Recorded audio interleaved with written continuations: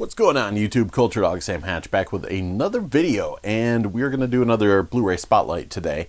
And I got a review copy in of a flick that has been long out of print, at least here in the States. It's been quite some time since there's been a DVD copy, and now it's out on Blu-ray.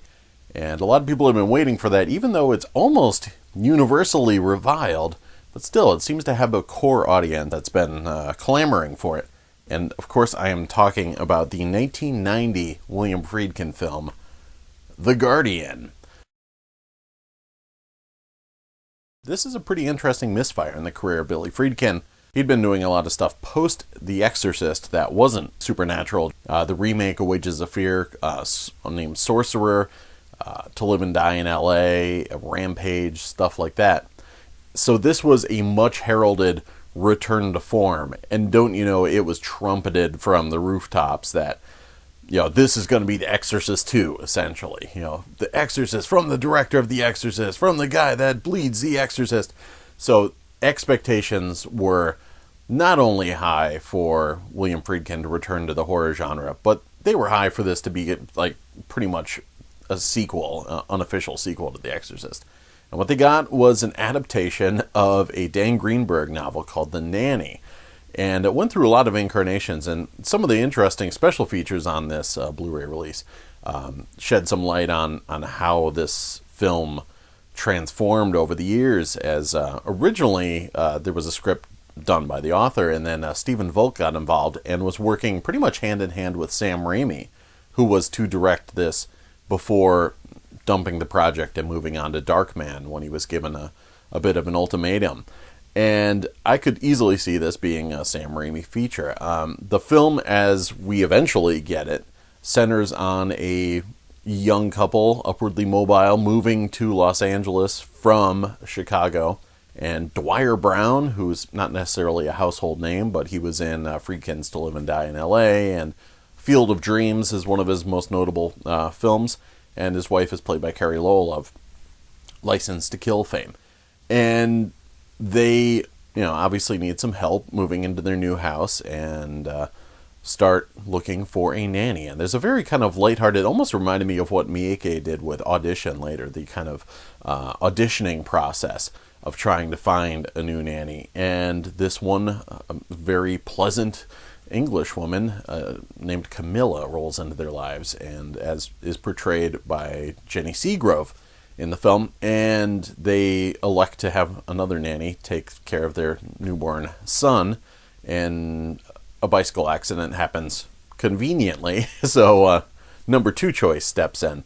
There's also a little prologue too, which shows another family in similar circumstances and what happens to their baby when their nanny goes a little bonkers. And it definitely telegraphs all the supernatural elements, like right off the bat. I mean, right after the company credits, there's text on the screen saying, Druids worship trees, trees had guardian spirits, hey, check it out, it's a guardian, it's a tree, yeah, whatever. So, I mean, there was no mystery about what was going on whatsoever, and the opening scene in the prologue pretty much shows what is going to happen to the child in the film. So, on that level, there's not a lot of tension, and I think that's what a lot of people were very disappointed about. There's not a lot of slow build. There's not a lot of feel for the characters and all that stuff. The editing is lightning paced, and it's almost to the point of indecipherability and comedy, where they meet, where it's just smash cuts to, hey, we should hire that nanny. Smash cut on a bike, dead. Back to, this, or, a character will have something horrible to them, and then they'll light on fire instantaneously, and then smash cut to something else. So there's not a lot of moderately paced scenes where there's characters having very intense pieces of dialogue. Nothing like, the detective and the mother from The Exorcist, having coffee or whatever.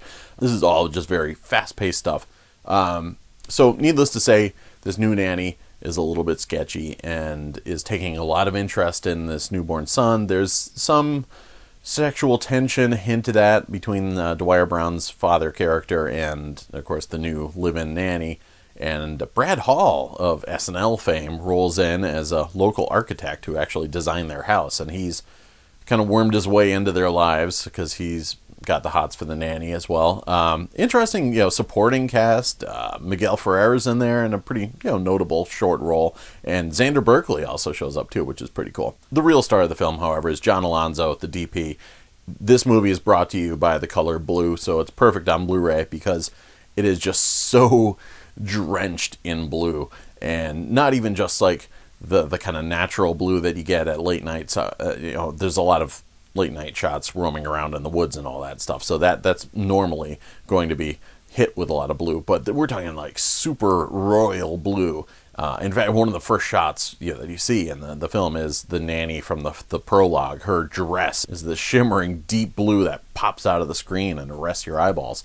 There's a lot of other kind of flashy camera bits here and there, notably the semi-cheesy fisheye point of view baby vision that Friedkin decides to employ. So you see it from the perspective of the young baby. Then he also makes the kind of cheesy move of putting that same camera essentially in the bottom of a trash bin. So you're like, where? So it's trash bin vision and it's also baby vision. Not sure what's going on. So he was just looking to show off in a couple places. So yeah, there's not a lot of like kind of deep, slow burn supernatural activity going on here. It's just pretty in your face and gory when stuff goes wrong. So it was released in 1990 and everyone was disappointed in it. A lot of the people involved in the film really wanted to just tackle a non-supernatural, killer nanny or psycho nanny movie.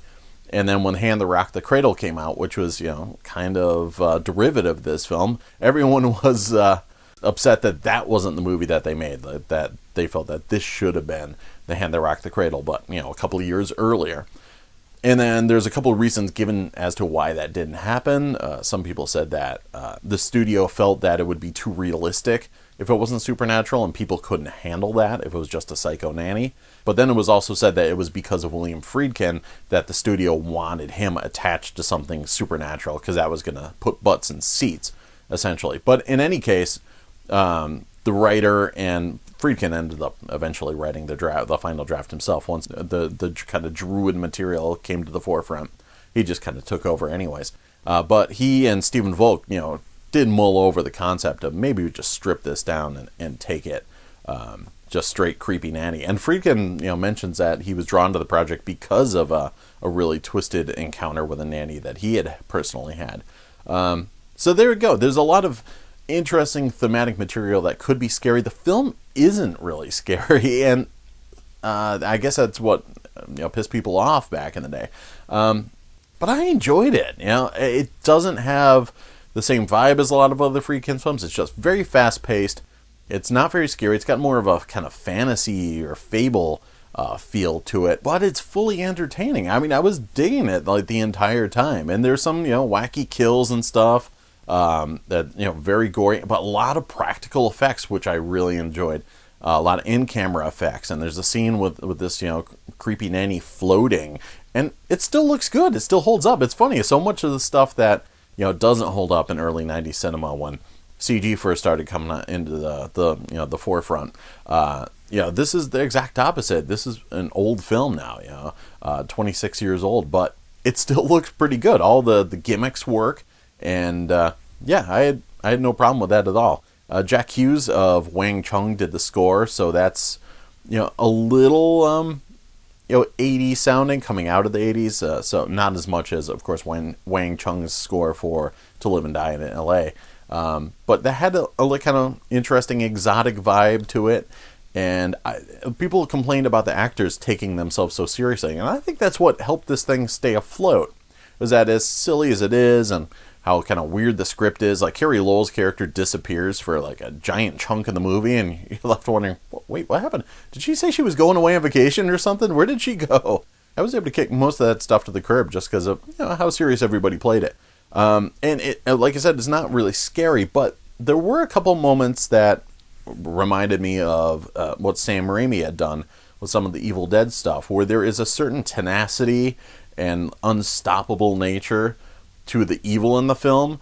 Like there's a scene where one of the characters is encountering the creepy guardian spirit out in the trees, and there's wolves and all sorts of other guardian spirit animals and all this stuff that are aligned with it. And the character runs away, and you're like, oh, wow, they're safe. And they drive down the street, and then the wolves show up, and they were like, well, they're inside their house, so it's okay. But it's just this never-ending, like, once you're marked, you're doomed kind of vibe to it, almost like what happened in The Grudge. But, you know, this isn't exactly like a ghostly Grudge thing. But, like, once this entity has its eyes set on you, you're going to die.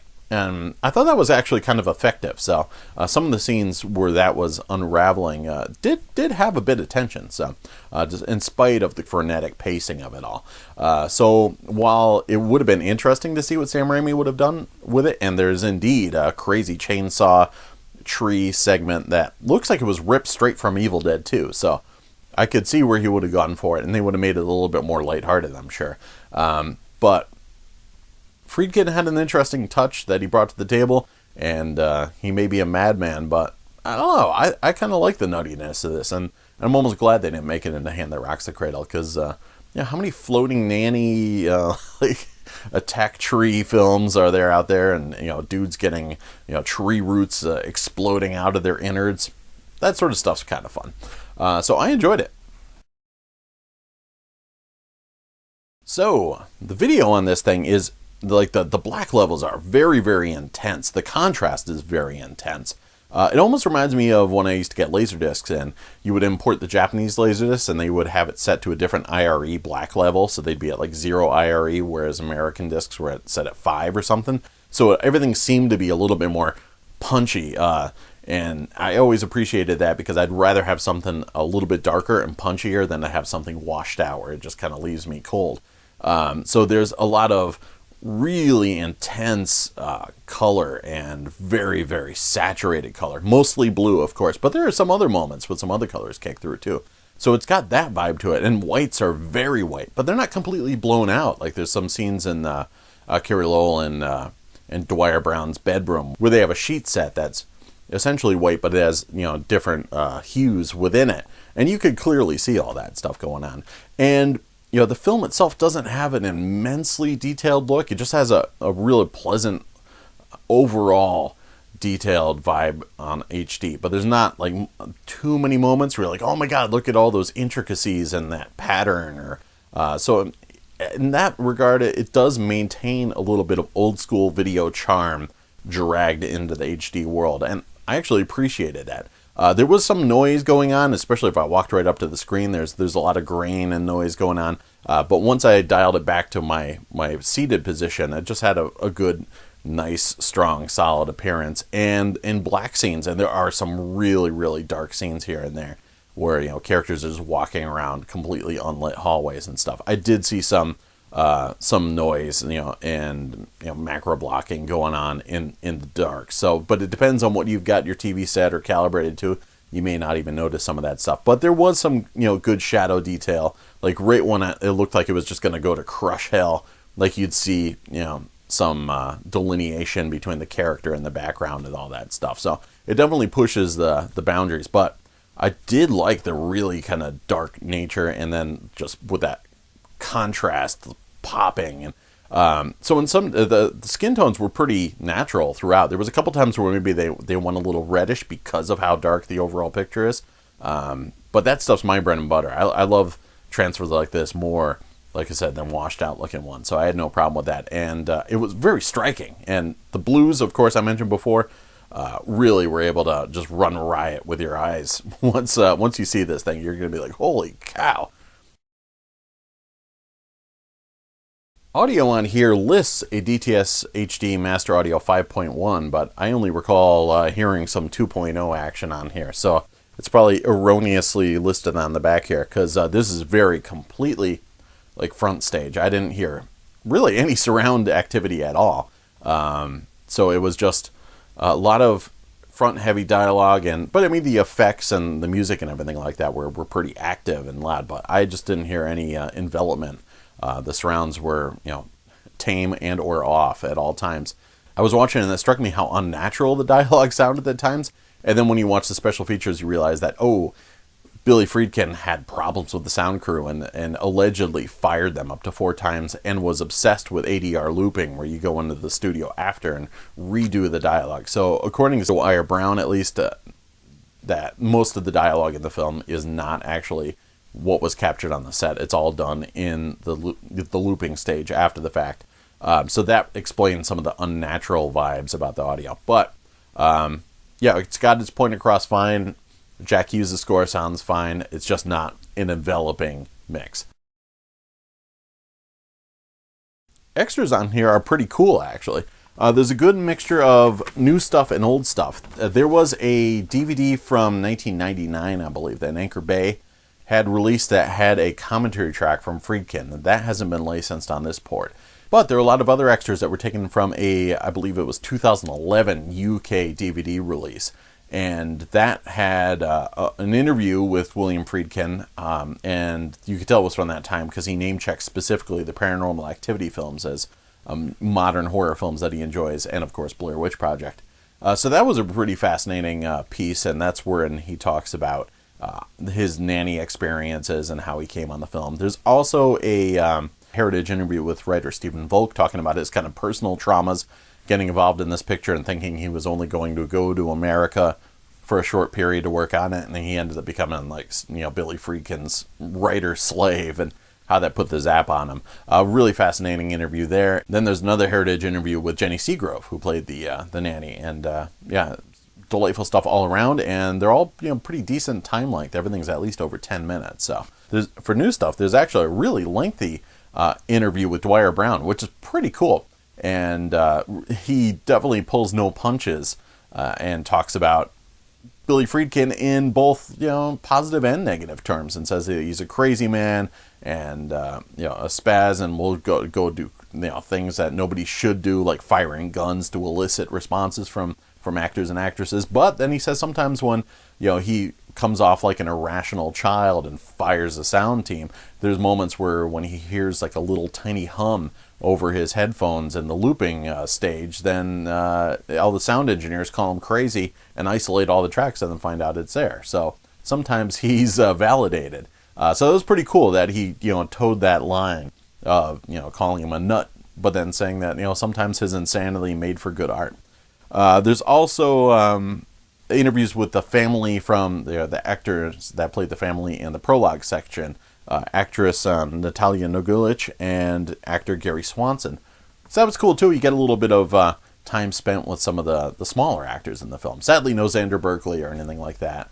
And no Carrie Lowell pieces in here as well. I thought that Dwier Brown referenced that she may say something or something, like almost as if he expected her to be doing a little featurette too, but sadly nothing like that. And no commentary track from Friedkin. But there is also another cool new piece with Jack Hues from Wang Chung talking about scoring the film. That one's a little bit shorter. It's about 6 or 7 minutes. But it was also, you know, really interesting. And then there's also a little still gallery and the theatrical trailer. So yeah, good stuff. You get The Guardian back on video, striking visual representation, and it's, you know, widescreen 1.85:1. Though interestingly, the opening company credits, it would look like it was at 1.66:1, and then, you know, splashed wider.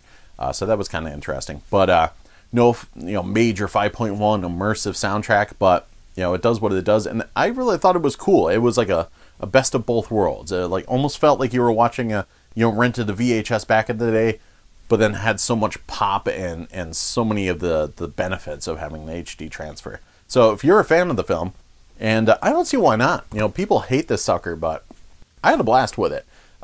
So it's not like, you know, what you may expect, but check it out for yourself and see what you think. And if you are already a fan of the film, like I said, check this out. Pick it up for yourself and dig in and have a good time. So thanks for hanging out, and hopefully you guys enjoy floating nannies and tree stumps exploding through people's innards as much as I do. And we'll talk to you soon. Cheers.